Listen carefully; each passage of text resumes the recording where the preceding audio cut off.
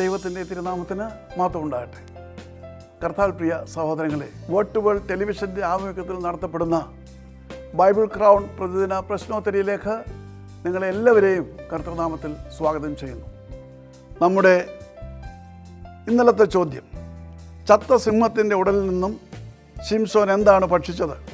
ഉത്തരം തേൻ. ഇന്നലത്തെ വിജയി. ഇന്നത്തെ ചോദ്യം, യേശുവിൻ്റെ മൃതശരീരം പാറയിൽ വെട്ടിച്ചിരുന്ന പുതിയ കല്ലറയിൽ വെച്ചത് ആരാണ്?